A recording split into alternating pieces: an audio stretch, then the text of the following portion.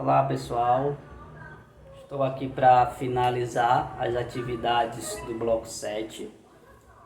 Eu encaminhei para vocês roteiros de estudos, como eu sempre faço, né? Com vários exemplos resolvidos, com a teoria. E também enviei a lista de atividades. Muitos alunos já concluíram, já enviaram, porém tem alguns alunos que ainda estão com dificuldade. Então vou fazer os videozinhos, né, para que vocês possam ver a orientação melhor, né? Aprofundar mais ainda o conhecimento em relação à função do primeiro grau, do segundo grau e teoria dos conjuntos, tá certo? Assim a gente conclui o bloco. Eu tinha dado um prazo para entrega até o dia 15, então diante dessas pendências eu vou ampliar o prazo para entregar até dia 20, certo? Mas não pode passar do dia 20, porque posteriormente, dia 27, eu já tenho que divulgar os alunos que estão aprovados e os alunos que irão para a recuperação. Então vamos lá. Um abraço a todos, certo? Continue estudando.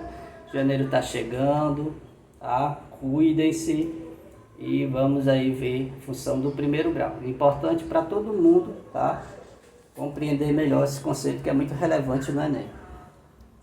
Bom, função do primeiro grau, né? Primeiramente, o que é uma função? Função é uma relação, certo? É uma relação entre dois conjuntos. Em que esse primeiro conjunto ele é chamado de domínio e o segundo conjunto é chamado de contradomínio. Na função do primeiro grau, né, a gente diz que é uma função real. Por que, Valdir, é função real? Porque ela relaciona dois conjuntos, o conjunto dos números reais aos elementos do próprio conjunto dos números reais, certo? Então a função ela pega, né, todos os elementos aqui do primeiro conjunto do domínio, associar a um único elemento, né, do segundo conjunto, que é o contradomínio. Então cada elemento aqui, né, de R do domínio aqui, cada elemento tem que estar associado a um único elemento aqui no contradomínio, tá certo? E essa associação ela é dada através de uma regra, tá certo? Que é chamada lei de formação da função. Então, quando nós temos uma função do primeiro grau, essa função obedece à seguinte lei de formação. O f de x é igual a x mais b, certo? Então, o que é uma função do primeiro grau? Toda função real que associa o conjunto dos reais ao conjunto dos reais através da lei de formação f de x igual a x mais b, ok? Lembrem-se que esse f de x ele pode ser também representado por y, então eu posso escrever como f de x igual a x mais b ou y igual a x mais b. Esse a e esse b eles fazem um papelzinho especial aí na função do primeiro grau que a gente vai analisar melhor através do gráfico. Um papelzinho especial. Esse A ele é chamado coeficiente angular. O A é chamado de coeficiente angular. Ele está relacionado a inclinação, né, do gráfico da função do primeiro grau, que a gente já viu, vocês devem lembrar que esse gráfico é uma reta, certo? Então o coeficiente angular está associado à inclinação da reta, que é o gráfico da função do primeiro grau. E o B é o coeficiente linear, tá? Também vai estar lá no gráfico dessa função, certo? Então a função do primeiro grau é uma função real, certo? Que obedece à lei de formação f de x igual a x mais b ou y igual a x mais b, onde o a é chamado de coeficiente angular e o b é chamado de coeficiente linear.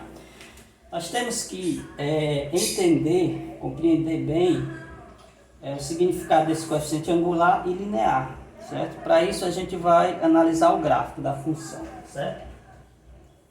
Através deles a gente consegue resolver, né, o coeficiente angular e linear, a gente consegue determinar a lei de formação E com a lei de formação a gente consegue resolver vários problemas envolvendo função do primeiro grau.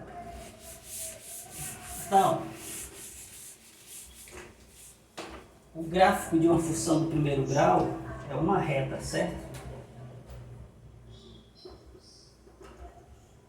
O gráfico de uma função do primeiro grau é uma reta.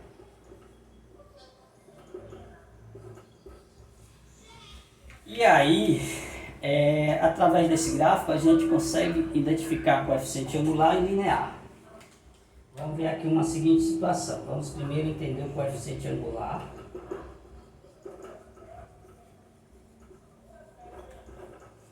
Certo? Presença do coeficiente angular na função do primeiro grau. O que significa isso? Então, o gráfico de qualquer que seja a função tem que ser representado no plano cartesiano, né? Nesse sistema de coordenadas formado pelo eixo x e pelo eixo y. Então, digamos que eu tenho aqui essa reta, certo? Nós temos aí essa reta, e que nós sabemos que uma reta, né? Uma reta aqui, que não seja vertical, uma reta no plano cartesiano representa o gráfico de uma função do primeiro grau.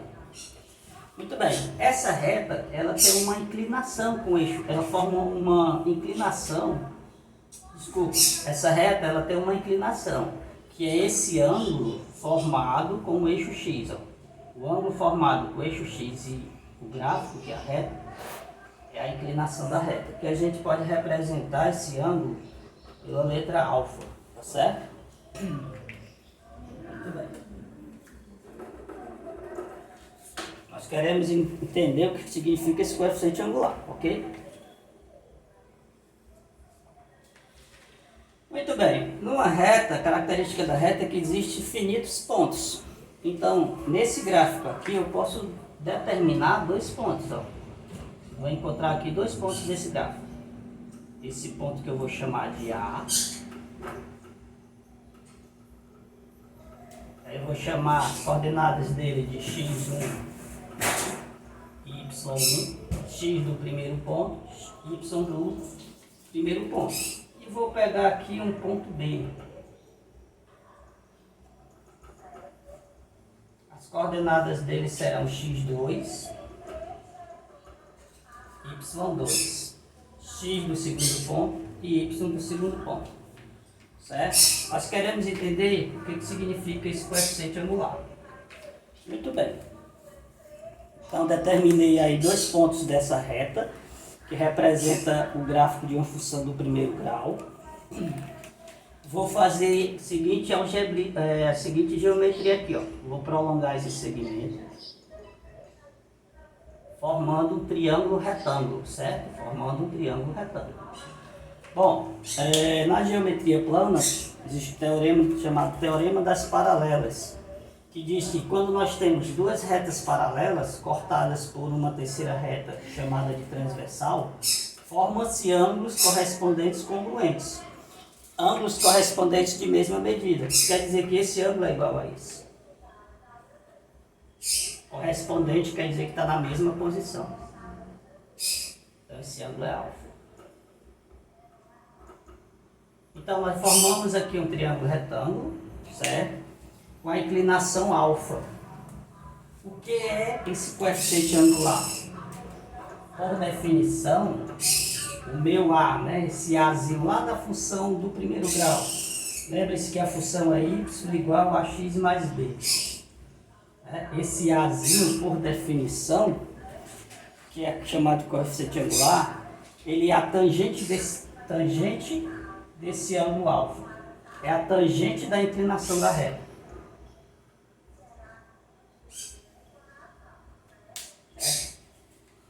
É a tangente do ângulo que dá a inclinação da reta. Beleza? Aí com essa igualdade, a gente consegue encontrar uma regra para determinar esse coeficiente angular. A partir de dois pontos do gráfico, é possível encontrar o coeficiente angular dessa função. Certo? Então é isso que nós vamos fazer agora. Vocês já devem ter estudado, né? E visto que em um triângulo retângulo, tangente quer dizer cateto oposto sobre cateto adjacente. Então, tangente de alfa é o cateto oposto sobre o cateto adjacente. O que é o cateto oposto, Valdir? É o lado que está oposto ao ângulo. Então, esse cara aqui é o meu cateto oposto. E o que é o adjacente? É o lado que está... É o lado próximo ao ângulo, né? Aqui, ó, oposto, hipotenusa, adjacente, tá? Adjacente ao ângulo aqui, ó, está ao lado do ângulo. Muito bem. Então, eu quero descobrir uma forma para determinar o coeficiente angular, que é o cateto oposto sobre o cateto adjacente. Esse lado aqui, ó, eu posso expressá-lo de que maneira? Concorda comigo que esse lado é igual a esse tamanhozinho aqui, ó. Certo? E esse tamanho, esse segmento, essa distância que é y2, daqui para cá y2, menos esse pedacinho aqui que é y1. Então esse cara aqui, ó, esse pedaço é y2 menos esse pedacinho que é o y1. y2 menos y1. A mesma lógica você pode aplicar aqui no eixo das abscissas. Quem é esse cara aqui? Essa distância, ó, daqui para cá é x2, menos essa distância, que é o x1. Então, esse cara aqui é x2 menos x1. Conclusão. Quem é o coeficiente angular, certo, de uma reta que representa o gráfico de uma função do primeiro grau? Dado 2 pontos. Vai ser o cateto oposto, que é y2 menos y1, sobre cateto adjacente, que é x2 menos x1. Esta fórmula nós vamos utilizar nos exercícios. A gente pode até dizer que o coeficiente angular é a variação, né, do y sobre a variação do x. Delta y sobre delta x. Certo? Isso é o coeficiente angular. Valdir, e o coeficiente linear, que é representado pela letra B? Onde é que está ele aí no gráfico? Muito boa a pergunta.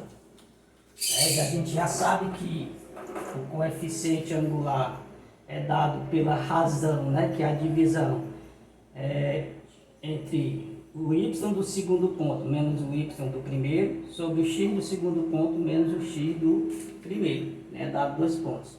E o coeficiente linear? O coeficiente linear é muito fácil de identificar no gráfico, não precisa nem você fazer contas.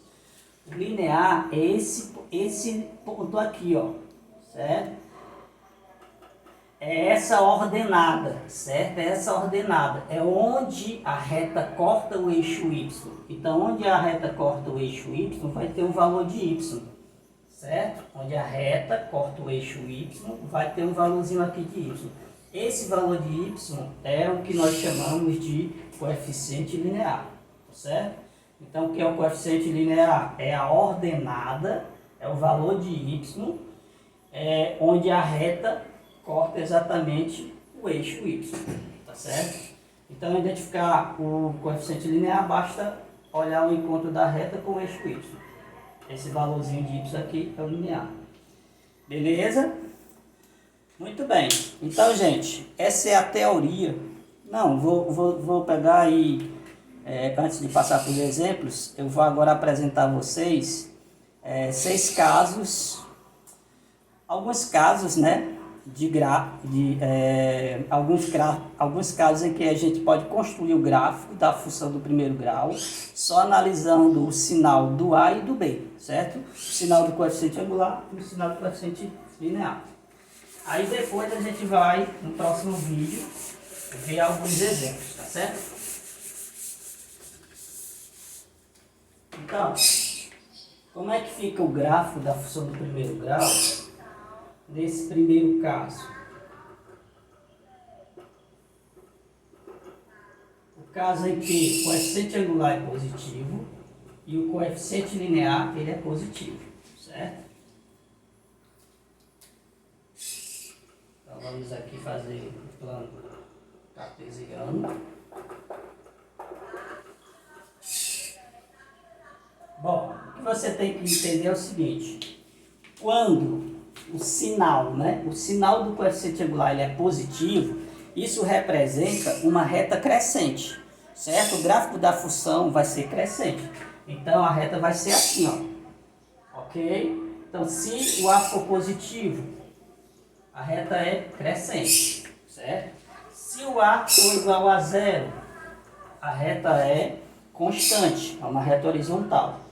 Se o A for menor que zero, ela é uma reta decrescente, tá?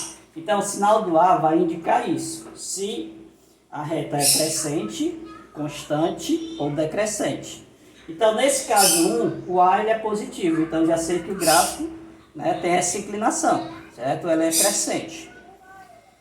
E o B é positivo. O que que indica o B? O B indica onde o gráfico vai cortar o eixo Y. Então, se o B é positivo, os valores de Y positivos são os valores acima, né? Acima do eixo X. Ó. Esses valores de cima aqui são valores positivos. E os valores de Y negativos são os valores que estão aqui abaixo. Certo? Então, o A é positivo, você tem uma reta crescente. E o B é positivo. Essa reta vai cortar o eixo Y, né, nos valores acima do eixo X. Esses valores positivos de Y. Então o gráfico ficaria assim. Ó. Reta crescente com o B positivo. Certo? Vamos ver agora a segunda situação.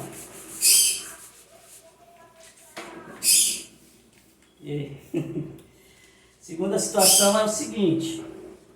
Caso 2.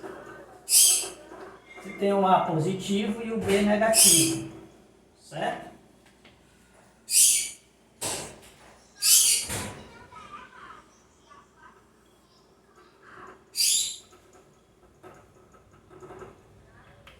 A positivo quer dizer o quê? Que a reta é crescente. B negativo quer dizer o quê? Que essa reta é crescente e corta o eixo Y nos valores negativos. Onde são os valores negativos do eixo Y? São os valores que estão abaixo do eixo X. Esses valores aqui de baixo. Então é uma reta crescente, cortando aqui o eixo Y nos valores negativos. O B vai estar aqui na parte de baixo. Beleza? Tranquilo, né? A positivo, crescente. B positivo, corta o eixo Y na parte de cima. A positivo, crescente. B negativo, corta o eixo Y na parte de baixo. Esse B ficou feio, né? E aí, a gente pode ainda ter outros casozinhos aqui, né? Vamos pegar agora o A positivo e o B igual a zero. Como é que vai ficar? A positivo e B igual a zero. Esse é o caso 3, né?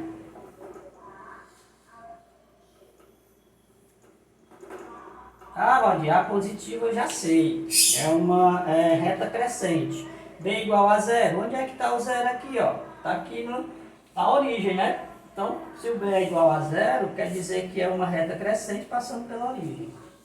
Tá certo? Então, o gráfico fica assim, ó. A positivo, reta crescente, B igual a zero, passando pela origem.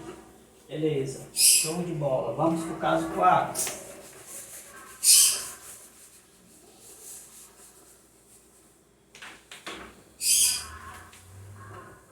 Caso 4.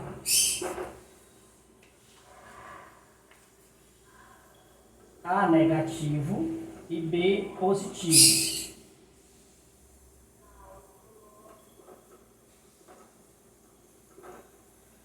Muito bem. A negativo, Valdir. O gráfico é uma reta decrescente. Então o gráfico vai ficar assim. Só que o B é positivo. Então esse gráfico vai cortar o eixo Y na parte de cima ou na parte de baixo. Quando ele é positivo, vai ser na parte de cima. Certo? Então A negativo, decrescente. E B positivo, corta o eixo Y nos valores positivos. Ok? Caso 5. Agora vamos para o caso... Desculpa, caso 4. Agora vamos para o caso 5.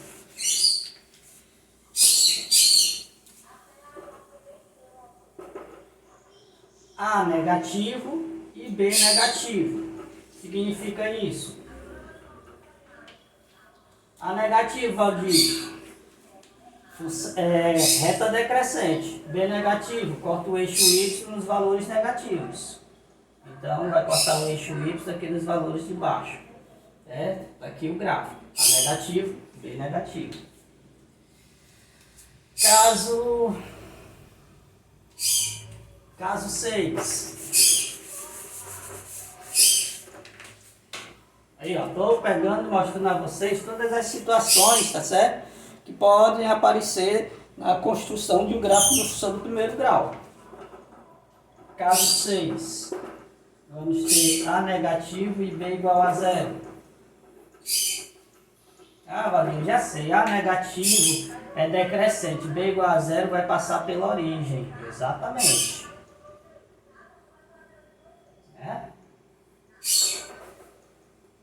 Aí a reta. Decrescente passando pela origem. Amarra o caso. São muitos casos, né? Depois a gente vai analisar da função do segundo grau também. Tem várias situações.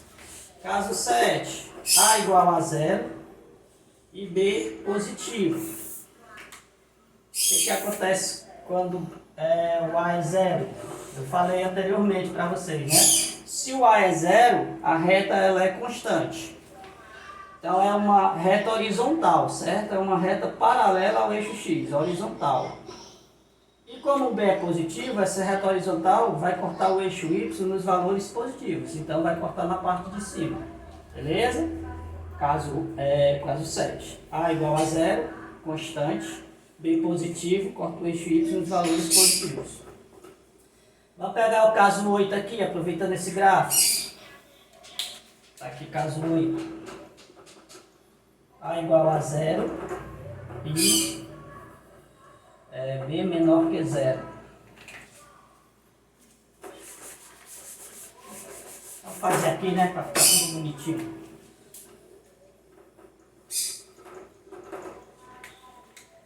Então, A igual a 0, reta constante, B menor que 0, corta o eixo Y nos valores negativos.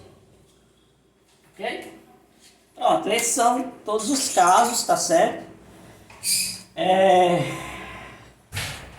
Em relação ao sinal de A e de B, certos casos relacionados aos gráficos da função do primeiro grau. Tá bom? Agora, no próximo vídeo, vamos fazer exemplos usando a fórmula do coeficiente angular e também analisando esse tipo de gráfico, tá certo? Até o próximo exemplo.